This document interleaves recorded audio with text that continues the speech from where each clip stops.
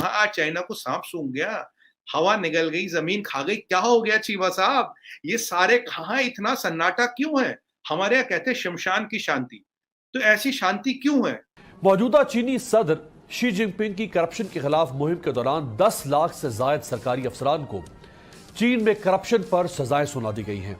खैर आओ यार, सैनिटाइजर के नशे करना बंद करो और शुरू करते हैं बिना किसी बकचोदी के। बेहतर हो सकते हैं। कई कंट्रीज जो है वो शी जिनपिंग की पॉलिसीज के को लेकर काफी जो थे वो उनको नापसंद किया जा रहा था और उनकी पॉलिसीज को कहा जा रहा था कि ये बहुत ज्यादा टफ किस्म की हैं और इसकी वजह से कई कंट्रीज नाराज थी। अब देखते हैं कि आगे क्या होता है। फिलहाल तो खैर ये बताया जा रहा है कि शी जिनपिंग को हाउस अरेस्ट कर दिया गया है।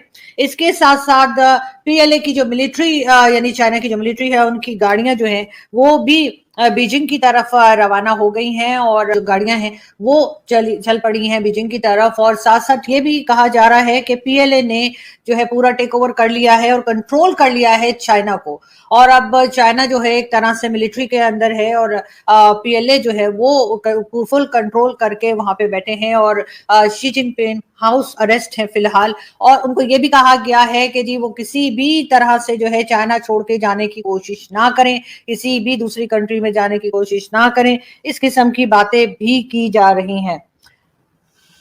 पाकिस्तान के लिए अगर ये खबर सही है कि शी जिनपिंग जो है उसको हाउस अरेस्ट कर दिया गया है, बल्कि हटा दिया गया है और एक तरह से मिलिट्री ने जो है वो चाइना के ऊपर कब्जा कर लिया है, कहा यही जा रहा है कि इस वक्त पीएलए जो है वो चाइना को चला रहा है। खैर पाकिस्तान के लिए कोई खास बात इसलिए नहीं है कि पाकिस्तान में तो मिलिट्री अक्सर ही गवर्नमेंट्स को हटाती रहती है, बाहर भगा दिया करते हैं, किसी दूसरी कंट्री में लटकाते रहते हैं, फांसी भी लटकाया गया है और कई दूसरी तरह की अब सब लोग जानते हैं कि किस तरह से काम होता है। लेकिन फिर भी चाइना के लिए शायद कोई नई बात होगी और लेकिन साथ साथ पाकिस्तान के लिए ये भी एक फिक्र की बात है कि आखिर अगर ऐसा हो गया है तो पाकिस्तान के साथ जो नए लोग आएंगे चाइना में, जो नई गवर्नमेंट बनेगी, उनके साथ हमारे टर्म्स कैसे होंगे और क्या वो भी यही कहेंगे कि जी समंदर से गहरी, आसमानों से ऊंची हो, पता नहीं पहाड़ों से ऊंची हो, क्या क्या वो सब कुछ चलेगा या नहीं चलेगा। एक बहुत फिक्रमंद कर देने वाली ये न्यूज है। इंडिया चाइना के अंदर जो है वो कोई मिलिट्री कू हो गया, और जब मैंने इसको थोड़ा स्टडी करने की कोशिश की तो सारे इंडियन मीडिया आउटलेट्स जो थे वो इस पर डिस्कस कर रहे थे कि देखो सोशल मीडिया पे हो गया कि जी चाइना में मिलिट्री कू हो गया और शी जिनपिंग को गिरफ्तार कर लिया गया, सो एंड सो।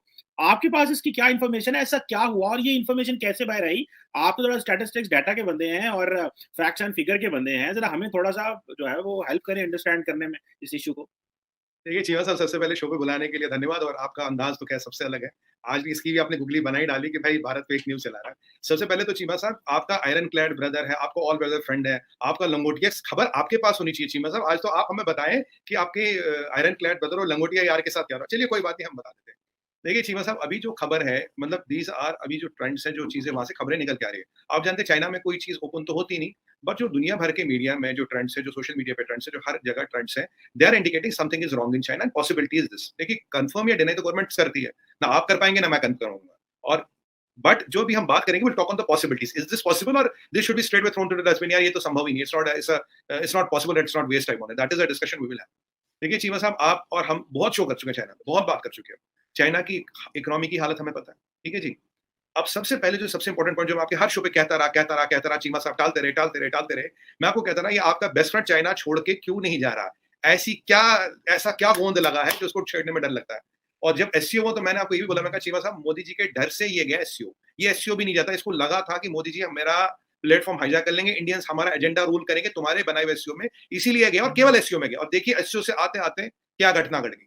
अब एससीओ का जो मेरा स्टैंड था, आप देखिए 2 दिन बाद टाइम्स ऑफ इंडिया में हमारा ये आर्टिकल है, they exactly validated what I had predicted in your show before SCO कि this will happen in SCO, that stand got validated. चलिए उसका विषय नहीं है। अब देखिए चाइना की अगर हम इकोनॉमी देखें चीमा साहब, आप जानते हैं इकोनॉमी की हालत क्या है? आप जानते हैं 80 करोड़ लोगों को आपने बंद कर रखा जीरो कोविड में। Zero Covid is not sustainable. आप जानते हैं, आप कह रहे हैं हमारे पास पावर नहीं है, हमारे पास शिपिंग लाइन नहीं है, आपने दुनिया का पैसा लिया, ऑर्डर नहीं दे रहे दुनिया के। आपने लास्ट टाइम बात की थी, आप कह रहे 3 ट्रिलियन का फॉरेक्स रिजर्व था, है जो भी है, देखिए नंबर तो किसी को नहीं पता चाइना का क्या है। अब वो $6 ट्रिलियन का तो मैंने हिसाब गिना दिया था, आपके 5 ट्रिलियन तो रियल एस्टेट में खत्म हो गए, रियल एस्टेट कंपनीज ने defaulted. Railway fast track railway का अनदर 1 ट्रिलियन और 1-1.5 ट्रिलियन का हिसाब हमने पहले गिनवाया था आपको। ये सीरिया में कहां डुबाया, पाकिस्तान में डुबाया, यहाँ डुबाया, वहां डुबाया। 7-8 ट्रिलियन की का हिसाब you can write on the back of a stamp, इतना सिंपल है। तो ऐसे में चाइना की हालत है खराब और जो दुनिया कह रहा है delinking of supply chain, Naik की बात करें, ड्यूक की बात करें, टेस्ला को छोड़ के आप एप्पल की बात करें, हर कोई चाइना से बिजनेस निकाल रहा है। अब एक और चीज हुई चीमा साहब, शी जिनपिंग, ये तो इकोनॉमिक रीजंस, इकोनॉमिक, और आप जानते हैं ड्रॉट है, आप जानते हैं 4 दरियाओं का पानी सूख गया, आप जानते हैं जो यांग से ब्रह्मपुत्र से इंडिया में कहते हैं उसका पानी 1/4 लेवल पे है। तो आप जानते हैं एक गोस्ट टाउन्स बनाए चाइना ने जहाँ कोई नहीं रहता। आप जानते हैं कि अपने टैग पे उन्होंने क्रैकडाउन किया था जो $3 ट्रिलियन कॉस्ट किया। आप जानते हैं 200 से ज्यादा बिलियनर वहां गायब है।